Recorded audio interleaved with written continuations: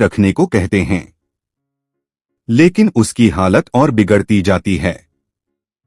आपके एक सब्सक्राइब से हमें बहुत मोटिवेशन मिलती है। वीडियो को अभी लाइक कर दीजिए। पत्नी की चीखें, भाई की आवाज, कुछ भी उसके कानों तक नहीं पहुंचता। वह बंदूक अपने ही सिर पर रख लेता है। वह पूरी तरह टूट चुका होता है।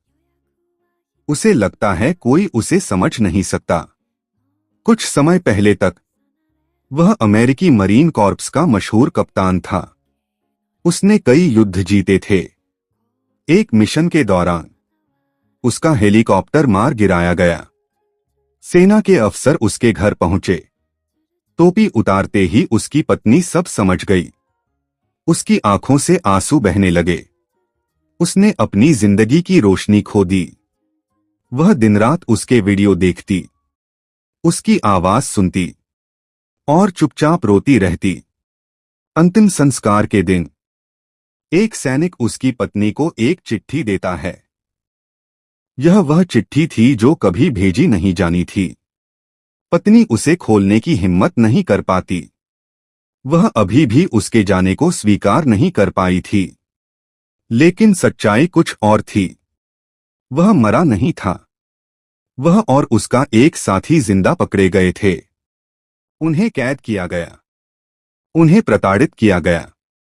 लेकिन उसने कुछ नहीं बताया। उसने अपने साथी को तड़पते देखा और कुछ नहीं कर पाया।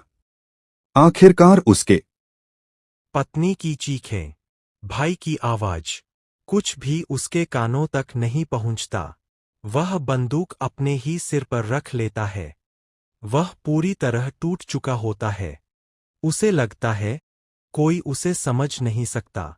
कुछ समय पहले तक वह अमेरिकी मरीन कॉर्प्स का मशहूर कप्तान था।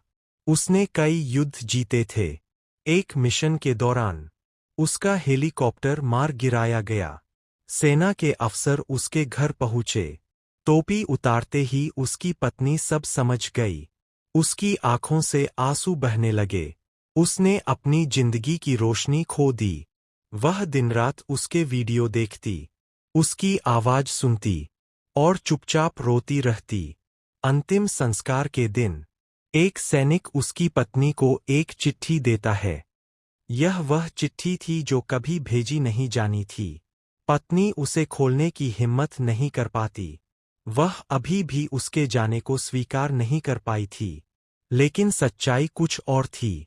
वह मरा नहीं था। वह और उसका